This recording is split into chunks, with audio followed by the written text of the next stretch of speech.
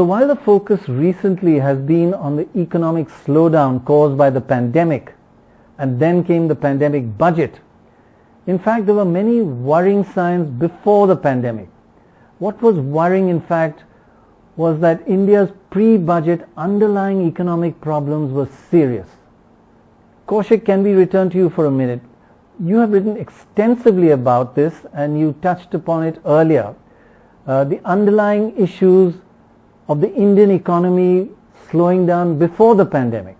Put the pandemic aside, though again I want to point out that with the pandemic, India's dropped to the 163rd in the world.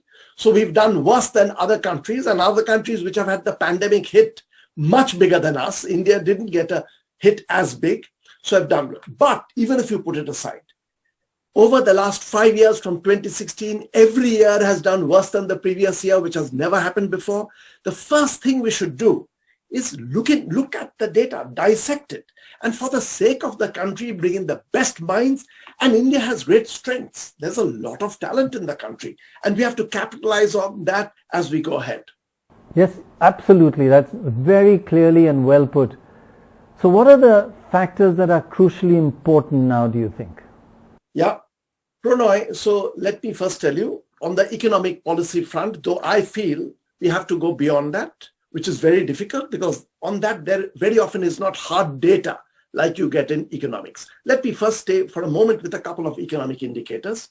Yes. A very important one, which is probably causing the growth slowdown. Textbook economics is investment rate, the fraction of the national income that is being invested. You're building machines, you're building roads, sports, etc. Now that in 2011-12, capital formation as a part of GDP was touching 40%, which India was looking like East Asian countries, and India was performing like East Asian countries. And I have to give tribute to this. This stepping up took place in 2003 and 4, that investment really went up. That's when the investment went up. It continued to climb and reached just short of 40% of GDP.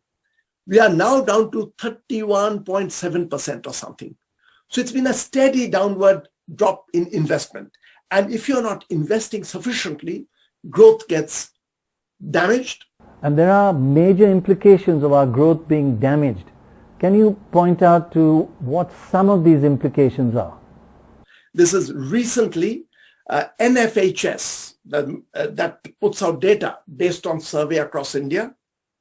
They have not studied the entire country, but 22 states plus union territories together, 22 of them, for which they've given out data. And for the first time, over a 5-year period, 2016 to 2019, their last survey was 2015. 2015 to 2019, in these states, a majority of the states for which they have given data, there has been stunting, which means children below the age of 5 they've become slightly shorter. Of course, this is not happening to the richer people's children. This is not happening even to the middle class, not even to the lower middle class. But this is an indicator of the poorest sections of the country suffering.